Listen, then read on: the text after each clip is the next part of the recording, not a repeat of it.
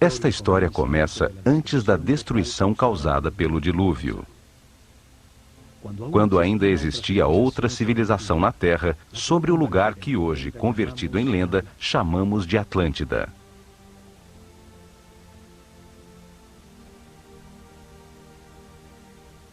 Tinham uma sabedoria que era produto da evolução da consciência do homem por milhares de anos. Eram verdades aprendidas sobre o funcionamento do universo e do processo que chamamos vida. O estudo das constelações lhes revelou que a humanidade era uma união vivente entre o céu e a terra, e que as estrelas e os sóis a influenciavam, formando estações, ciclos e ritmos.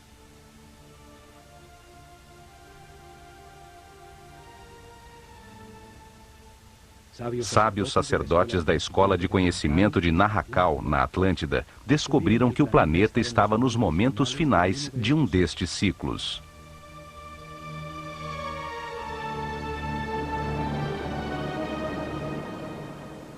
Avisaram, sem que lhes dessem ouvidos, que uma catástrofe eminente destruiria as estruturas que organizavam a vida do homem.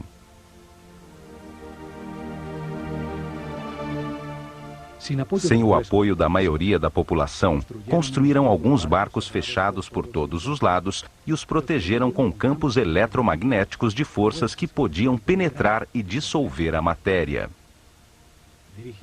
Comandados pelo sumo sacerdote Chiquitet Ahelish Vomalitis, subiram a bordo com suas famílias, alguns instrumentos e animais domésticos e afastaram-se de Atlântida.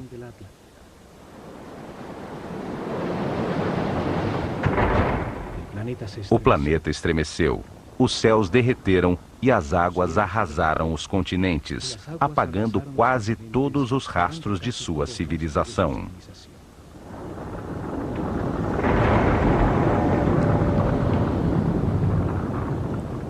Como evidência próximo ao Egito, foram encontrados uns gigantescos monumentos de pedra chamados megálitos, que por seu tamanho, peso e difícil montagem, revelam uma tecnologia desaparecida, certamente da civilização Atlante.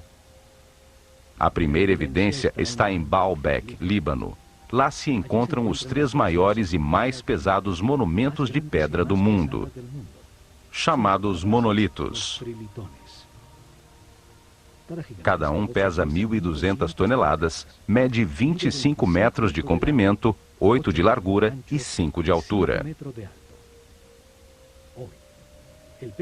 O maior peso que podemos levantar com um guindaste é o ônibus espacial Discovery, que pesa somente 150 toneladas, 1/10 do peso dos monolitos. Não existe hoje tecnologia para levantá-las e muito menos para posicioná-las com tanta precisão. O lugar onde foram talhadas fica a 3 quilômetros, onde se encontra uma pedra do mesmo tamanho que nunca foi utilizada pelos construtores originais. Em virtude do seu tamanho, a misteriosa plataforma tornou-se um lugar sagrado para as culturas que, depois do dilúvio, se assentaram na região. Assírios, persas, gregos e, por último, os romanos construíram seus principais templos sobre a plataforma. A segunda evidência está em Jerusalém. A cidade é sagrada para 3 religiões. Lá existem outros desses megálitos, monumentos gigantescos, pesando cada um mais de 800 toneladas. Por seu enorme e inexplicável tamanho, também se converteram em lugares sagrados em volta dos quais cresceu Jerusalém. Fazem parte da enorme plataforma que sustentava o templo dos judeus e que hoje segura a mesquita de Al-Aqsa e a cúpula da Roca. As pedras fazem parte das fundações do Muro das Lamentações. Hoje chega-se lá por um túnel que revelou as enormes pedras. Os megálitos de Baalbek e de Jerusalém faziam parte de construções desaparecidas com o cataclismo universal e permaneceram em seu lugar por serem tão imponentes. Este cataclismo destruiu a civilização Atlante. Isto aconteceu por volta do ano 10.900 a.C., quando o sistema solar transitava no signo de Leão, e está registrado nos livros sagrados de todas as culturas do mundo.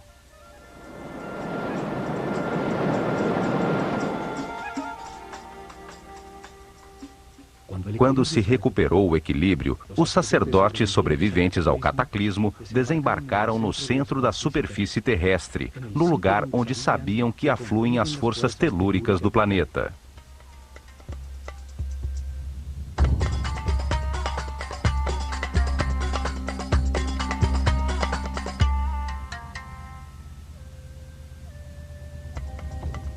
Esperavam utilizar essas forças para dar impulso ao pensamento do homem, construindo maciças formas piramidais que ressoavam, concentravam e transformavam a vibração fundamental do planeta em energia.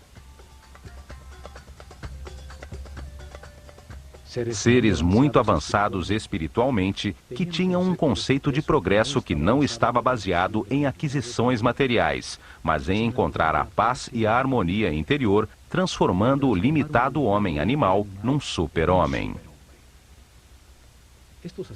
Estes sacerdotes, num momento que chamaram de Zep-Tep, o Tempo Novo, viram ressurgir das águas um oásis estreito e longo, uma terra fértil, rodeada pelo deserto protetor, às margens de um longo rio. Chamaram-no Egito. A terra que emerge das águas, o país de um único rio, o Nilo, com as melhores condições para gerar uma nova civilização. Os sacerdotes viram o cataclismo como uma oportunidade de orientar a humanidade a um destino mais alto e estruturar neste novo ciclo uma sociedade dedicada ao aperfeiçoamento espiritual.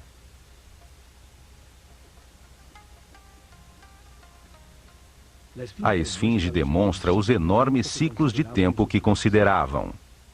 Sua forma de leão com cabeça de homem ressalta o ciclo compreendido entre a Era de Leão e a de Aquário, os tempos de influência da nova civilização.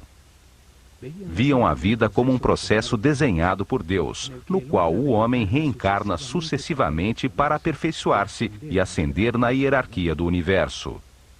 O espírito do homem que não entende o Criador, nem a razão do universo ou de sua própria existência, se encarna num corpo para viver experiências que lhe permitam adquirir sabedoria e compreensão.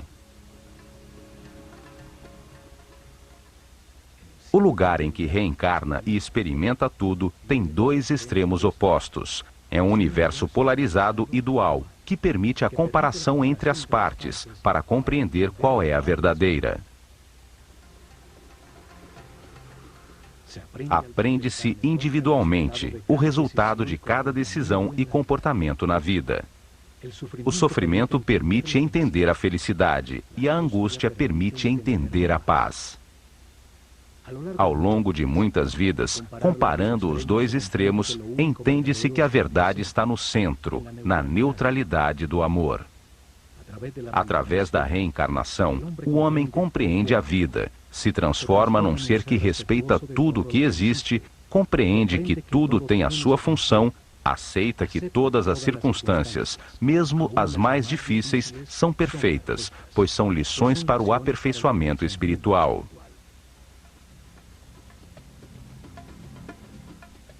Vida após vida, o homem vai subindo de nível, tem mais informação, permanece em paz e harmonia, maneja mais energia vital, se transforma num ser tolerante e respeitoso que alcança mais poderes. Compreende que no universo dual, em circunstâncias contraditórias, a única coisa que não tem polaridade é o amor. O amor é neutro como Deus. Com o Zodíaco de Benderat, ensinaram que esse processo de aprendizagem concede a cada espírito um ciclo cósmico, 12 eras zodiacais.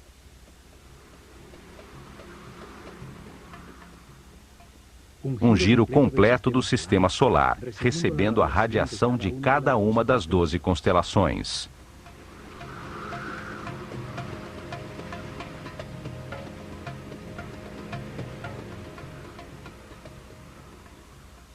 Durante esses 25.920 anos, reencarna 700 vezes em diferentes corpos, lugares, tempos, circunstâncias, condições e personalidades.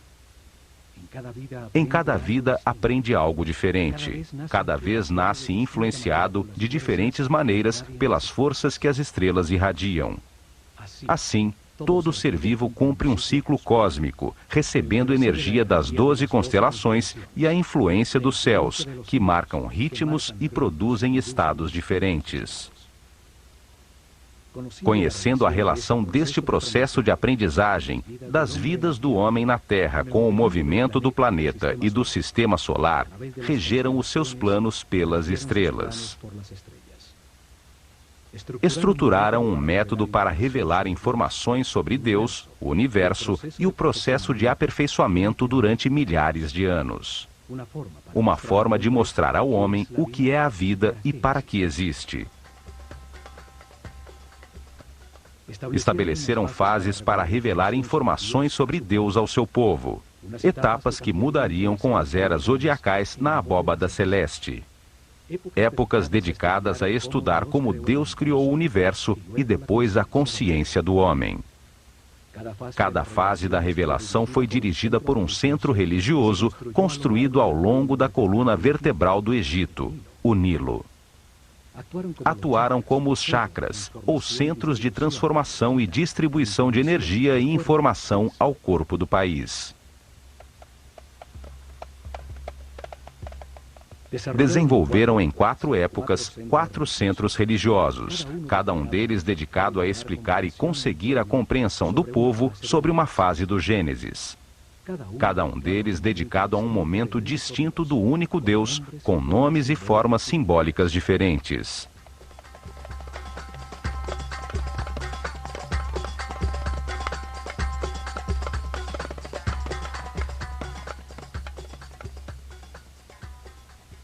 O primeiro centro religioso estabeleceu-se em Anu, chamada Heliópolis pelos gregos. Ao começar a Era de Gêmeos, no ano de 6.620 a.C., na época pré-dinástica do Egito. Uma época dedicada à simetria na arte e na arquitetura. Foi dedicada a revelar informações sobre as características, qualidades e significados de um Deus absoluto, o único Deus, a causa original, o todo, que chamaram Atum-Ra, a unidade homogênea, estática, antes de manifestar o universo. O segundo templo estabeleceu-se em Mênfis, ao começar a Era de Touro, ano 4.460 a.C. Foi dedicado a revelar informações de outro momento de Deus, quando manifesta o universo, os planetas e os homens, quando ativa a sua vontade, a sua energia divina e cria a matéria. Essa característica criadora de Deus chamaram de Tá. Durante essa época, sente-se a influência de Mentu, o touro que representa a Era de Touro, em todo o Egito, até no nome dos faraós. O terceiro centro religioso foi criado em Hermópolis, dedicado a Thoth. Assim chamaram o único Deus, quando multiplica a criação sobre a terra com a diversidade da natureza, das plantas e dos animais. O quarto centro religioso estabeleceu-se em Tebas, com a chegada da Era de Áries, o Ram, no ano de 2300 a.C. Foi dedicado a revelar informações sobre as características, qualidades e significados de Deus, quando cria a sua imagem e semelhança a consciência do homem. Chamaram-no Amon-Ra. Nessa época, acontece o momento culminante da civilização. Constroem-se centenas de templos onde a imagem de carneiros predomina e os faraós incorporam Amon e Ram aos seus nomes.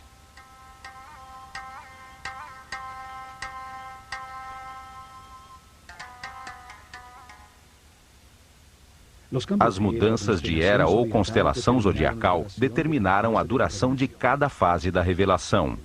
O povo entendeu aos poucos que existe um só Deus, que por suas características e momentos diferentes em que cria o universo e o homem, tem nomes diferentes. Criaram uma escola de mistérios para transmitir o seu conhecimento, garantindo sacerdotes sucessores de sua casta para continuar o processo de revelação. Se desenvolveram ao redor dos templos e centros religiosos. Em seu interior, se dedicaram a converter os iniciados em seres respeitosos, capazes de guiar seu povo e manejar as forças fundamentais da natureza. Escolheram seus discípulos entre todos os meninos do Egito, pelo nível de consciência e de sensibilidade que demonstravam, dando-lhes a possibilidade de dedicar-se a uma vida de sacerdócio. Deram-lhes informações sobre o processo de aperfeiçoamento, sobre Deus e o universo, através da reencarnação. Ensinaram-lhes ciências, artes, religião e filosofia. Foram treinados a exercitar seu autocontrole, aprenderam a conservar a sua energia vital, a compreender a importância do respeito e do livre-arbítrio, acelerando seu processo evolutivo. Foram convertidos em sucessores de sua casta, sacerdotes com o conhecimento e o poder que este produz, com a missão de guiar o povo num caminho de aperfeiçoamento geral. Foram encontradas estátuas de sacerdotes, uns saindo de um cubo, outros representados como escribas, seres com o conhecimento. Alguns poucos tiveram adicionado aos seus nomes a palavra Hotep, que significa sábio, como Imhotep ou Amenhotep, filho de Rapu, como reconhecimento de sua sabedoria.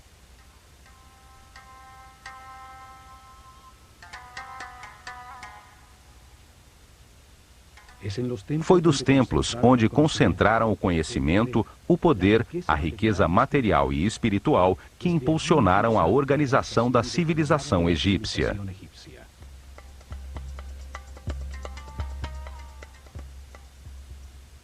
Utilizaram o olho de Horus como símbolo desta organização fechada de sacerdotes que dirigiu o destino do Egito por milhares de anos, nas sombras, atrás do faraó.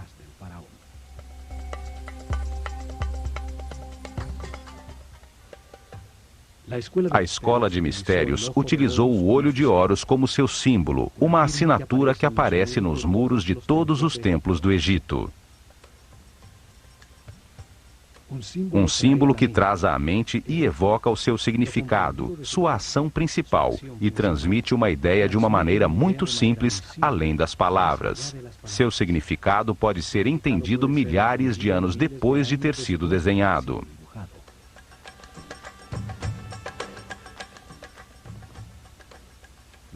Os olhos são o sentido do sol, a origem da vida. Atuam percebendo a sua luz e as vibrações da cor. Transmitem à mente a intensidade e a força do fogo. Os olhos são os terminais nervosos que percebem a vontade divina, a intensidade da luz, a força de Deus, que os egípcios chamavam de Fi. A força que condensa o espírito na matéria, dando lugar ao universo, o lugar de experimentação da consciência. São os únicos nervos na superfície do corpo e que podemos observar em seu funcionamento vital. Florescem dentro de esferas cheias de um líquido branco cristalino.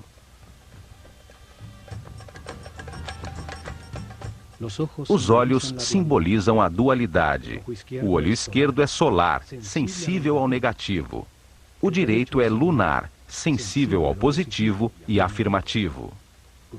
Cruzam a sua informação para produzir a imagem mental correta do espaço. Simbolizam a experimentação da consciência num universo de contrastes, para encontrar a verdade por comparação entre as partes opostas. Reagem à luz ativa do Sol, produzindo na mente a verdadeira luz, a energia vital luminosa. Uma luz invisível que torna possível a inteligência e a compreensão da realidade. Os pássaros evocam a ação de voar, a liberdade sem limitações materiais. O falcão é o pássaro que vê melhor. Horus, o falcão, representa o espírito quando completa a sua aprendizagem na vida mortal e limitada. Quando entende as verdades do universo, porque as verificou em muitas vidas e se eleva sobre as limitações materiais, sobre o tempo e o espaço. O olho de Horus é a consciência imortal que tudo sabe, tudo vê. Pode voar muito alto sobre tudo o que existe, ou fixar a atenção em qualquer detalhe. Evidentemente, os sábios sacerdotes se viam como observadores e guias de um movimento de aperfeiçoamento em direção à luz. Por isso, o seu símbolo era o olho de Horus, o olho que tudo vê.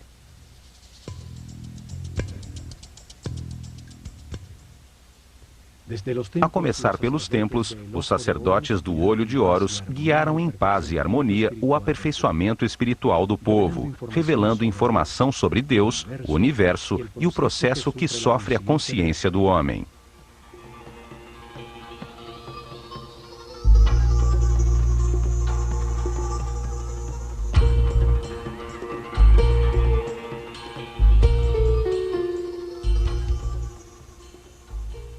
Protegido por muros altíssimos, cada templo era um enorme complexo, onde moravam milhares de pessoas, homens e mulheres igualmente, porque não havia distinção de sexo.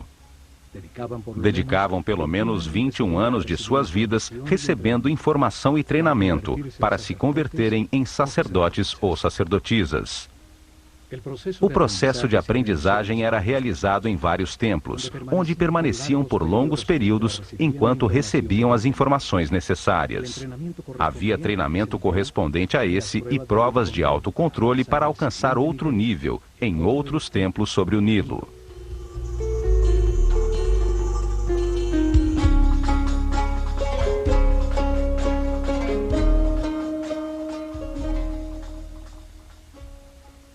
Cada templo era uma biblioteca viva com informação especializada.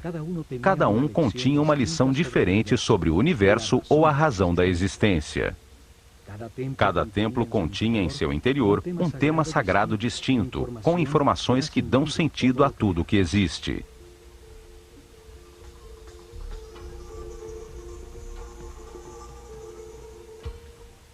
O nível básico se realizava durante os primeiros 7 anos, quando recebiam informações gerais sobre o universo e treinamento para manipular os centros energéticos mais baixos do corpo.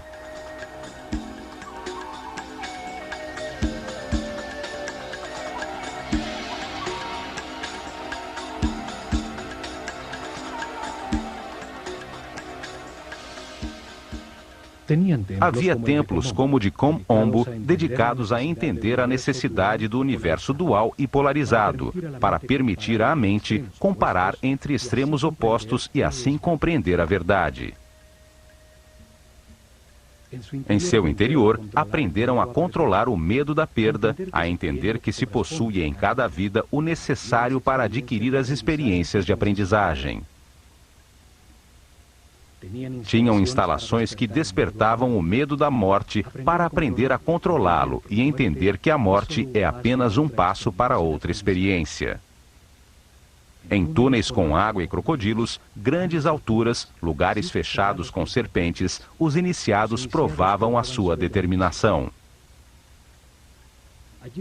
Lá receberam a informação para superar o medo ao abandono, os instintos de agressão e defesa, a entender a existência de programas mentais inconscientes que geram reações automáticas para poder controlá-las. No templo de Luxor, em Tebas, transmitiram os conhecimentos que tinham sobre o funcionamento do corpo e o treinamento para que a consciência se identificasse com ele.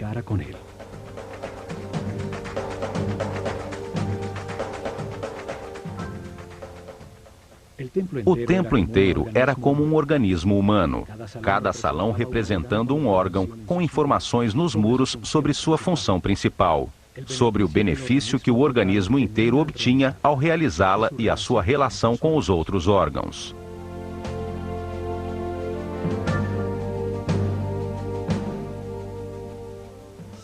Em seu interior, realizavam exercícios de concentração e de movimento, levando a sua mente a cada órgão, até que o corpo inteiro estivesse consciente e os manipulasse à vontade, como um excelente instrumento. Vários templos, com sacerdotisas de Néftis e Ísis, se dedicavam a transmitir informações e treinamentos sobre as percepções físicas, as emoções e desejos carnais, sobre a diferença das emoções superiores, a intuição e a inspiração. Aprenderam a transmutar as paixões e as sensações do corpo, com o poder do espírito, a elevar a consciência e sua depuração vital, a solicitar a canalização de energia e inspiração de espíritos em planos mais evoluídos para despertar a criatividade. Muitos templos, como o de Hathor, em Denderah, estavam dedicados às ciências, astronomia, astrologia e matemática.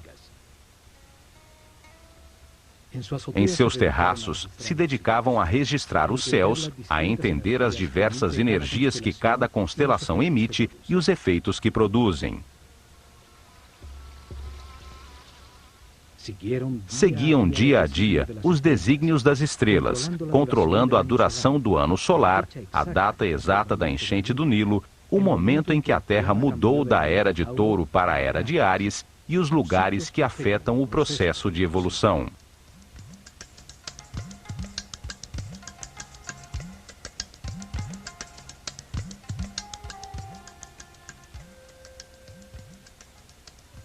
Depois de receberem informações dirigidas à razão e treinamento para controlar sensações, emoções e pensamentos, dedicavam outros 7 anos ao lado direito do cérebro, à inteligência do coração, a encontrar a diferença entre pensar e meditar.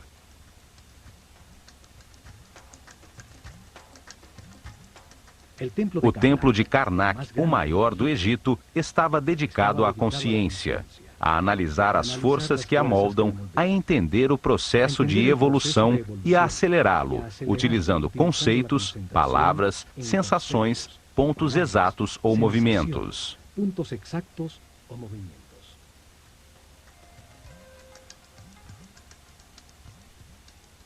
Aprenderam a concentrar-se si mesmos, a diferenciar entre o eu superior e o ego, a identificar-se com um ser ou objeto externo, até sentir e transformar-se no que se pensa.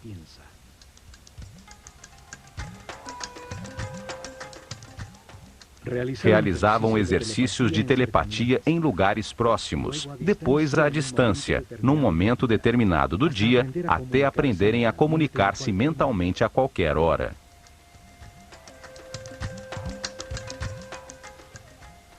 Recebiam informações sobre o tempo e treinamento para vivê-lo como um eterno presente.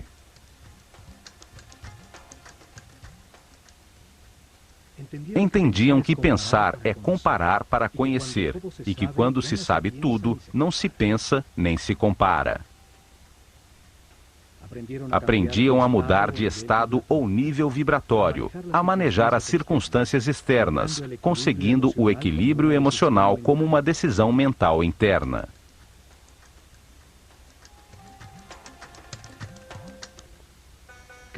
Cada templo continha 3 níveis de informação. Era uma maneira de revelar informações simultaneamente a homens em diferentes níveis ou estados evolutivos. O primeiro nível transmitia informações básicas dirigidas ao povo.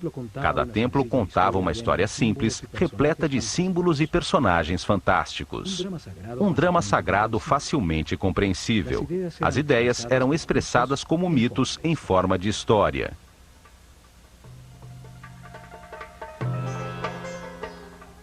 O mito, a história fantástica, foi utilizado como método para revelar ao homem um mundo que ele só entende imperfeitamente. Os mitos ganham vida quando se acredita neles. Inventavam personagens com características simbólicas, com formas que trazem à mente sua função e atividade principal, que participavam de histórias simples e parábolas que contam verdades sobre a natureza humana sem a aridez e a abstração da filosofia ou da metafísica. O povo recebeu a informação sobre cada tema sagrado ao conhecer a história central de cada templo, ao conhecer as fraquezas e forças de cada personagem, as circunstâncias que atravessam e a maneira como os resolvem.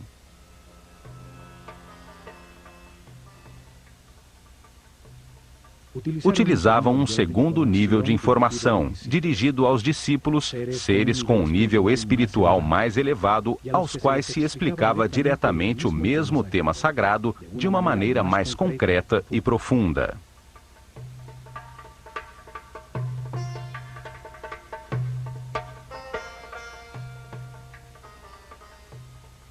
Para isso, utilizavam as cenas descritivas do mito, talhadas nos muros do templo.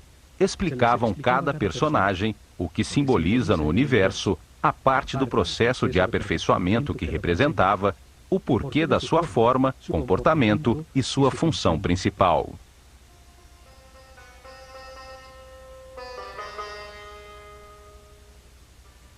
A sabedoria dos sacerdotes do Olho de Horus fica evidente na história contada por cada templo e nas formas que utilizavam como símbolos.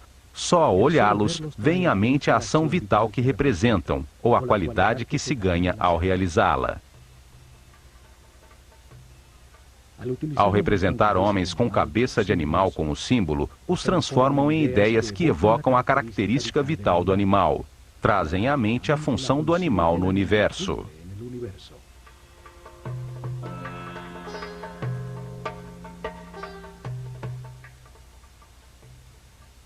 Um homem com cabeça de chacal adquire as suas características, seu instinto de orientação no deserto. Seguindo as suas pegadas, chega-se sempre a terras cultivadas. É, portanto, um excelente guia.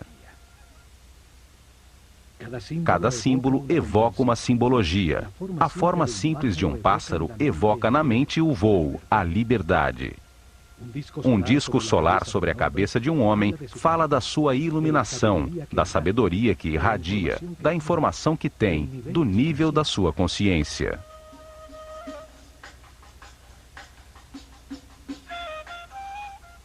Estudaram detidamente os animais e insetos. Assim, reuniam um profundo conhecimento sobre a sua vida, sua atividade principal, suas necessidades vitais, os hábitos que desenvolviam para supri-las, sua dieta alimentar, a duração de sua gestação, seus hábitos sexuais e o sentido principal da sua existência.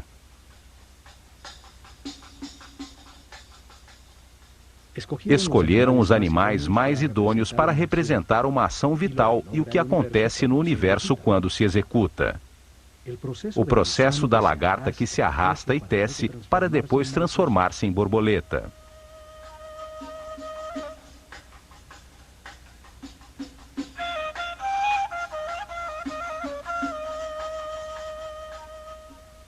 De todos os pássaros, o falcão é o que vê melhor. Tem um cérebro óptico com a vista mais perfeita e desenvolvida. Por isso, é escolhido como símbolo para representar essa função vital, o sentido da visão. Uma figura humana com cabeça de falcão é um ser que tudo vê, que domina o panorama, vendo perfeitamente cada um dos detalhes em que foca a sua atenção.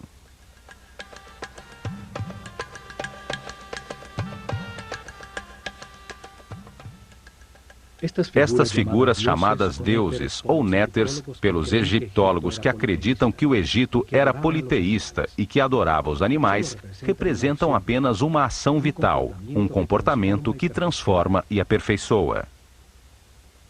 Cada ação importante da vida tem um símbolo que a representa, comunica a transformação que acontece na essência do indivíduo que a executa, o que obtém dela. Um par de braços indica a adoração, um par de pernas a ação de andar, uma boca a ação de falar.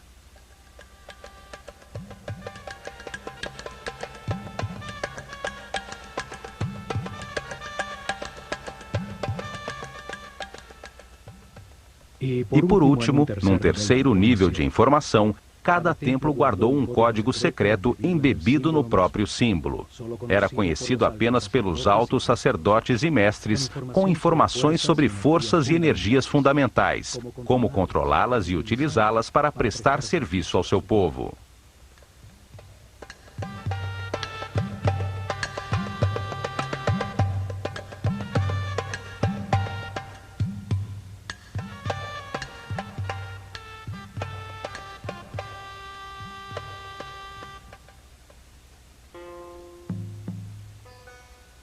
Em templos como o de Horus, em Edfu, o sumo sacerdote levou seus discípulos mais evoluídos a deslocar sua consciência no tempo, abrindo o inconsciente para reviver e compreender as vidas passadas em seu processo de reencarnação.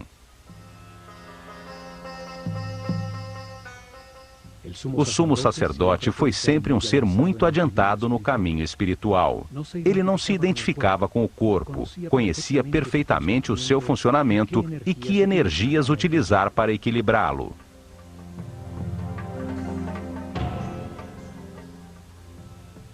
Controlava do centro nervoso no alto da cabeça o mais alto nível de energia vital. Permanecia num eterno presente, irradiando amor, guiando e servindo com seu divino poder.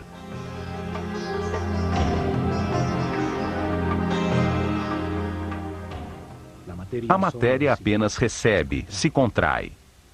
Dar é irradiar. Esta é uma característica vibratória do espírito. Os seres de cada nível recebem e transmitem aos níveis inferiores. Em seus salões, entenderam que a realidade se compõe de 7 níveis de energia vibratória, 7 correntes energéticas com 7 diferentes níveis de poder ou força.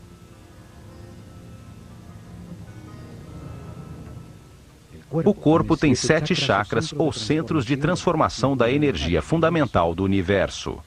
Cada ser humano, em sua vida presente, utiliza um desses 7 centros, dependendo do nível de evolução de sua consciência. Quanto maior compreensão do universo, mais respeito, mais alto o chakra ou centro nervoso utilizado para transformar a energia, maior quantidade de energia processa diariamente e mais poderes transcendentais tem. O sumo sacerdote podia controlar as forças fundamentais pelo altíssimo nível de energia vital em que permanecia o seu organismo. Seu sistema nervoso tinha uma resistência correspondente a esse nível de energia.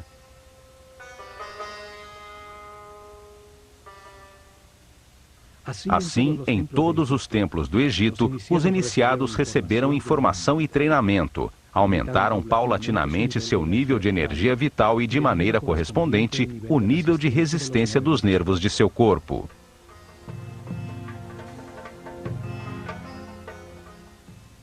Aprenderam a manter-se em paz, harmonia, a respeitar tudo o que existe, a aceitar a perfeição do universo, para conservar seus níveis de energia vital, no caminho do aperfeiçoamento que leva à onipotência, ao controle de forças e energias superiores.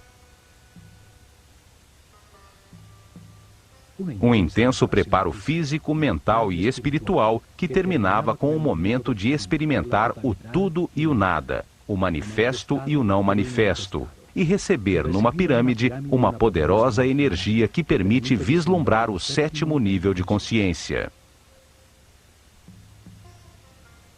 Durante a Era de Touro, se dedicaram a experimentar uma forma piramidal de tecnologia ressonante, que transformava as vibrações do planeta em energia. Um conhecimento herdado a ser colocado em prática.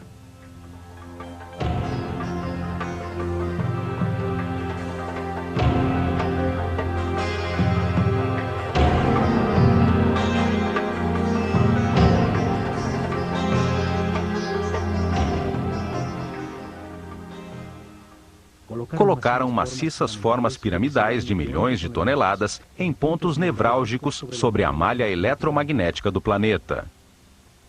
A massa piramidal, que continha milhões de partículas de quartzo, vibrava com a Terra, produzindo energia pela fricção de suas moléculas, num fenômeno que hoje chamamos de peso elétrico.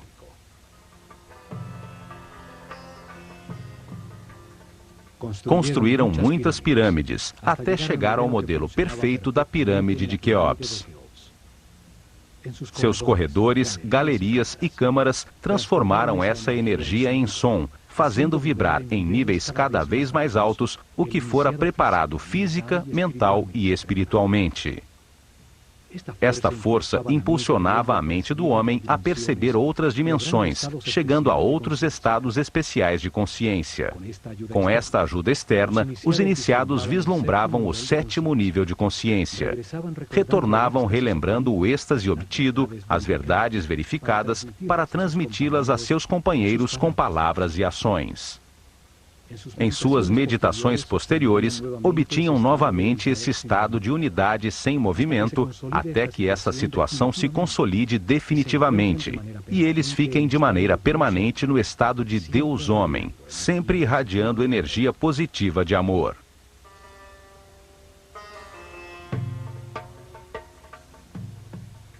O conhecimento sobre as formas puras do universo, os blocos básicos com os que se organiza a energia e a matéria, foram fundamentais para o desenvolvimento da civilização egípcia. Hoje chamamos essas formas puras de sólidos platônicos. 5 polígonos com seus lados e ângulos iguais, baseados em triângulos equiláteros, a forma divina, sem tensões. Utilizando essas formas, puderam produzir efeitos de ressonância e concentração energética para elevar a percepção da consciência, para conseguir efeitos de supercondutividade com os quais se anula a força da gravidade. Hoje se descobriu que o planeta tem pontos nevrálgicos, chamados nodos diamagnéticos, onde se pode controlar a força de gravidade do planeta e produzir fenômenos de supercondutividade.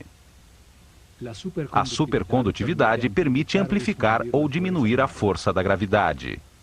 Ao aumentar o peso das pedras, se enterrava conhecimento, sem que fosse necessário escavar.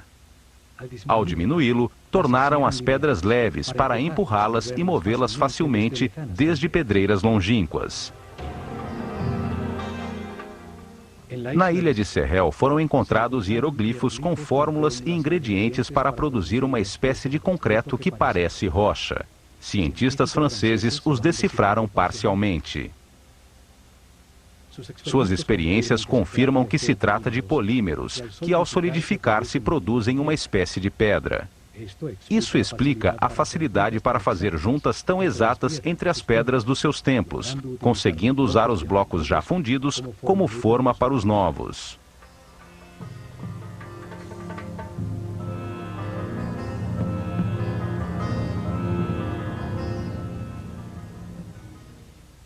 Mas o mais importante foi a sua visão de que a vida é um processo desenhado por Deus para ampliar a consciência do homem.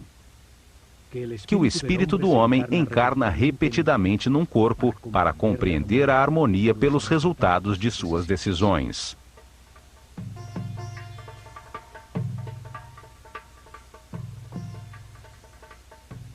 Ao viver muitas vidas com experiências opostas, de angústia e de paz, de depressão e de felicidade, de riqueza e de pobreza, de saúde e de doença, compreende a razão da sua existência e acaba com as limitações materiais, transformando-se num super-homem imortal. Um ser que não perde na morte a consciência ou a informação acumulada. Um espírito sábio ao final de um processo, que sobe outro degrau na perfeição do universo.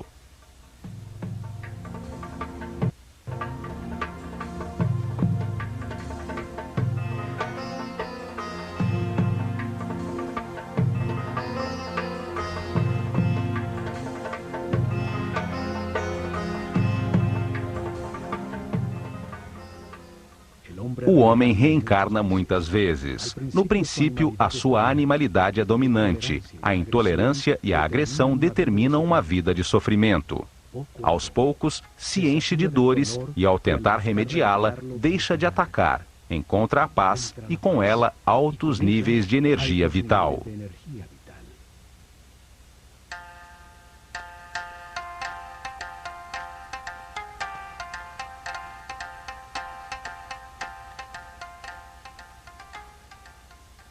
Com a informação do processo de aperfeiçoamento e das leis que o regulam, os egípcios melhoraram de vida. Aceitaram os momentos difíceis como parte do seu caminho de aprendizado, permanecendo assim, em paz e harmonia.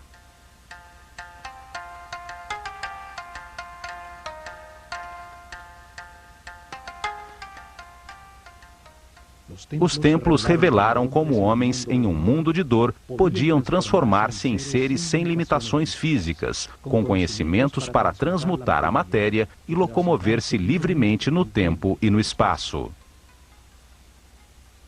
Entre as contradições de cada vida se aprende algo e se renasce um pouco mais sábio. Na polaridade entre a luz e a escuridão, entre o medo e o amor, se aprende a encontrar a paz e a harmonia, a manter a energia vital.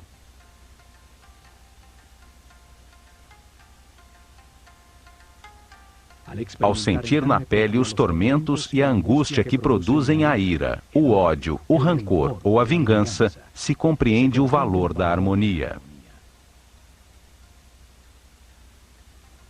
Ao compreender que cada decisão produz paz ou sofrimento, pode-se passar do inferno da vida ao céu da mesma. O povo entendeu que todas as ações da vida diária, pescar, semear, colher, são uma maneira de aproximar-se de Deus, de se aperfeiçoar a cada dia. Construíram uma comunidade em paz e uma tal felicidade que, quando o historiador grego Heródoto visitou o Egito no ano 500 a.C., não pôde deixar de afirmar: de todas as nações da terra, os egípcios são os mais felizes, sãos e religiosos.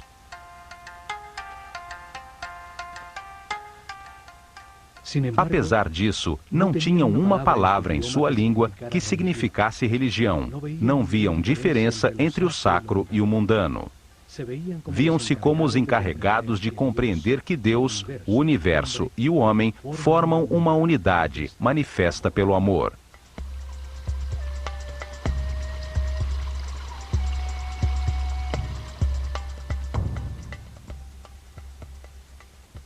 Nestes programas do Olho de Horus, veremos a mensagem que os egípcios transmitiram em seus templos: que todos os homens avançam por um caminho de aperfeiçoamento que leva muitas vidas.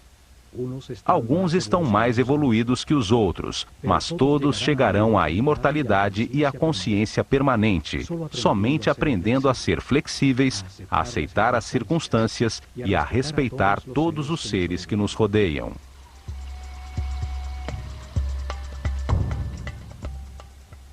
O caminho pode ser de sofrimento ou de paz e harmonia. Depende da valorização do que se tem e de agradecer a oportunidade de estarmos vivos para tomar consciência de que fomos criados por amor.